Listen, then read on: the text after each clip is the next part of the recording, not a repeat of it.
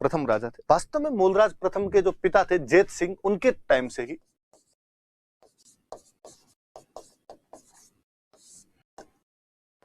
जैत सिंह राजा हुआ करते थे और मूलराज के पिता थे। उधर दिल्ली में सुल्तान हुआ करता था अलाउद्दीन खिलजी।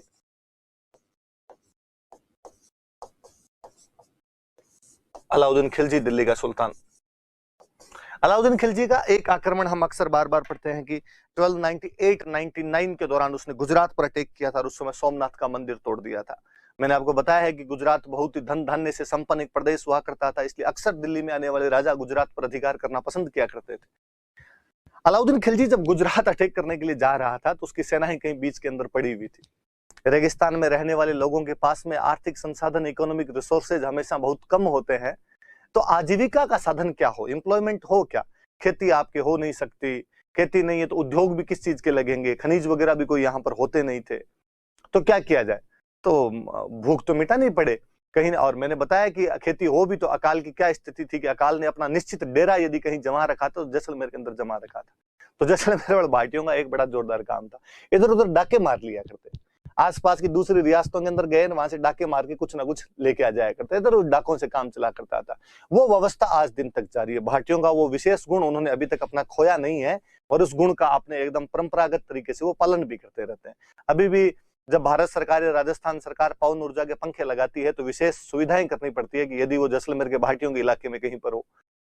कहा जाता है कि अलाउद्दीन खिलजी जब गुजरात अटैक के लिए जा रहा था और उसकी सेना ही कहीं रास्ते के अंदर पड़ी हुई थी, थके हारे सैनिक रास्ते में जब सो गए रात को, तब अचानक जैसलमेर वाले भाटियों ने हमला किया और हमला करके वहां से उनके घोड़े चुरा के लेके आ गए। हमला क्या क्या, घोड़े बंधे हुए थे, घोड़े उधर से चुपचाप उठा के लेके आ गए अपने।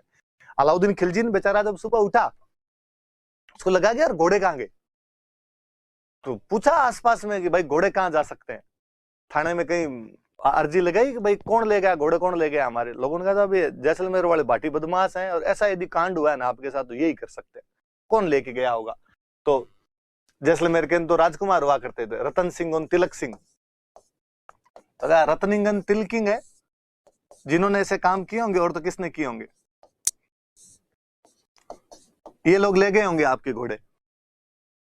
जैसलमेर में बोलने का बड़ा जोरदार तरीका मुझे बड़ा अच्छा लगता है। जैसलमेर बाड़मेर साइड वाले यदि किसी के नाम में सिंह लगा होता है, एक तो अपने राजस्थानी में हम सिंह बोलते नहीं, अपने बोलते हैं सिंह, सिंह बोलते हैं उसको। आप किसी का नाम भी बोलोगे तो आप कभी देख लेना भाई, हम बोलेंगे महेंद्र सिंह, तो वो सिंह तो बोलते ही हैं। और जैसलमेर बाड़मेर वाले साइड वाले इसको और छोटा कर देते हैं, ऐसे किसी का नाम रतन सिंह है तो इसको बोलेंगे रतनिंग, आईएनजी का प्रयोग और कर लेते हैं। ऐसा किसी का नाम तिलक सिंह है तो इसको कह देंगे तिलकिंग। बोलियों की मधुरता है, बोलियां अपने अपने क्षेत्र में अपने अपने अलग विशेष प्रभाव को लिए हुए रहती है। मुझे जैसलमेर बाड़मेर साइड वालों की दो चीजें तो बड़ी शानदार लगती है, एक तो नामों के आगे आईएनजी लगा लगा के बोलना। मेरे तो खुद का नाम राजवीर सिंह, और शुरू में आया कोई बाड़मेर जैसलमेर वालों ने पूछा कि नाम क्या है, बताया क्लास में कि राजवीर सिंह नाम है, दूसरे दिन उसने कहा राजिंग। मुझे लगा यार राजिंग कैसे बना सकते हो आप मेरे को, उनका यार शॉर्ट है, राजवीर सिंह इतना लंबा लिया नहीं जाता। मुझे यार तुम राजवीर भी बोल सकते हो, मैंने नहीं कहा कि उसके आगे पीछे भी कुछ लगाया जाए, पर राजिंग क्या होता है। फिर पता चला कि ये लोग इसे आईएनजी लगा लगा के भी बोलते, तमाम नाम इनके द्वारा ऐसे बोले जाते हैं। और इससे भी जोरदार मुझे ये लगा कि बहुवचन प्लूरल बहुत शानदार तरीके से बनाते हैं। जैसे मैं एग्जाम्पल दूं तो रोटी, तो रोटी का बहुवचन क्या होगा, तो हम कहेंगे रोटियां। आप कहें सब्जी, सब्जी का बहुवचन क्या होगा, तो सब्जियां। लड़की, लड़की का बहुवचन क्या होगा, तो लड़कियां। इनके बड़ा अलग सिस्टम है। बहुवचन बनाएंगे तो एक ही मात्रा लगा देते हैं। रोटी का बहुवचन रोटे, सब्जी का बहुवचन सब्जे, लकड़ी का बहुवचन लकड़े। अब यहां तक तो चलता है यार आपसे। शादियां, खूब सारी शादियां, बहुवचन तो सादे, तो हमारे घने सादे है। अरे सादे क्या होता है, शादियां बोला जाए कम से कम इसको। अब बाकी सब में तो चल जाता है। अब लड़की का बहुवचन, लड़की का बहुवचन लड़के, मतलब जब बहुत सारी लड़कियां तो लड़के। मैं शुरू में जब जयपुर यहाँ तैयारी करने के लिए आया, संयोग से एक जो रूममेट मिले वो बाड़मेर के थे, तो वो इंजीनियरिंग करे उस टाइम और मैं मेरे आरएस की तैयारी करूं। तो मैं तो मेरी क्लास की उनको बातें सुनाऊं कि भाई आज हमारी क्लास में ये हुआ, दिलीप सर ने ये पढ़ाया, आज ये स्टोरी पता चली, ये राजा के बारे में आपको पता है क्या, आज एक नई बात हमें पता चली है। और वो अपने इंजीनियरिंग की हताइयां सुनाई इधर उधर की, क्योंकि उनकी पढ़ाई तो होती ना इंजीनियरिंग वालों के, उनकी कैंटीन में बैठ के जो भी हताइयां होती थी मुझे वो सुना दिया करते। तो हम शुरू में जब रहने लगे तो शुरुआत के 2-3 दिन तक हम हिंदी बोलते थे आपस में। अपना हिंदी में हाथ तंग रहे, अपने को हिंदी बोलनी नहीं है। तो मैंने उनको कहा कि यार ये हिंदी बोलते बोलते मेरे तो कंठ छिल जाते हैं, मेरे से तो हिंदी नहीं बोली जाए, प्लीज अपने जो लोकल लैंग्वेज है वो बोल ले। तो उन्होंने कहा यार बोल लेंगे लोकल लैंग्वेज, पर दिक्कत ये है कि यार आप वाली लोकल लैंग्वेज तो मुझे फिर भी समझ में आ जाएगी, कि बीकानेर साइड में तो आप ठीक ठीक सी बोलते हो, समझ में आ जाती है। हमारे वाली में हम कुछ स्पेशल वर्ड यूज में करते हैं, तेरे पल्ले नहीं पड़ने। मैंने कहा यार मैं सीख लूंगा, धीरे धीरे पल्ले पड़ने लग जाएगी। इतना कितना अंतर है, ये तो है नहीं कि आप फ्रेंच बोलोगे। उसने कहा फ्रेंच से भी अगले लेवल की बोलते हैं, तेरे नहीं पल्ले पड़ेगी। मैं कहा फिर भी आप कोशिश कीजिए। एक तो फिर मुझे धीरे धीरे पता चला कि ये लोग दो को बोलते हैं बे। एक दिन मैंने आपको पहले ही बताया होगा, गुजराती का टच आता है उधर से, तो दो को बे बोलते। 3 बजे मेरी कोचिंग होती, तो मैं कई बार दिन में 1 बजे के आसपास खाना खा के सो जाया करता कि यार घंटे भर एक पावर नैप ले लें तो थोड़ा क्लास के अंदर एकदम यूं स्फूर्ति महसूस करेंगे अपने। तो मैं कह दिया करता अक्सर कि भाई आप मुझे 2 बजे उठा देना। वो अक्सर मुझे उठाते तो कहे बे बजी हमें खड़ा हो।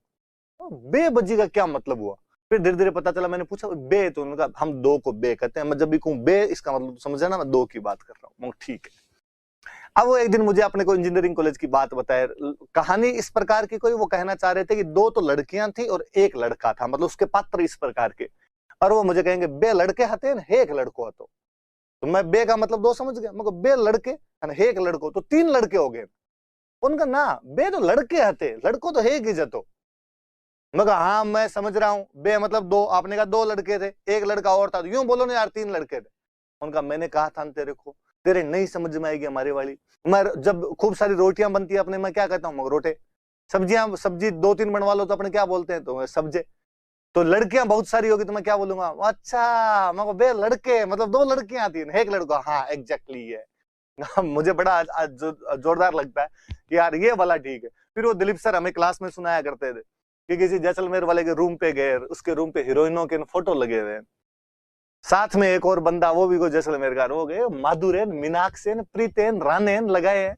तो रानी मुखर्जी प्रीति जिंटा नहीं, प्रीते, राने, माधुरे, मीनाक्षे। तो वो बात है भाई। तो वो बहुवचन वाला बड़ा जोरदार लगता है, एक आईएनजी वाला बड़ा जोरदार लगता है। तो अलाउद्दीन खिलजी, किसी ने बताया कि रत्निंग और तिलकिंग तुम्हारे घोड़े ले गए। अलाउद्दीन खिलजी ने बेचारे ने जैसलमेर वालों को मैसेज किया, जैत सिंह को, और मैसेज किया कि भाई मेरे घोड़े तुम लोग लेके आ गए, वापस दे दो। भाटिया ने कहा कि ना, लाई हुई चीज तो आज दिन तक हमने वापस किसी को नहीं दी। ये भगवान कृष्ण के समय से उन्होंने बस माखन माखन चुराया था, हम थोड़ा सा आगे बढ़े हुए हैं। बाकी ये वाला मामला देखो परंपरागत है।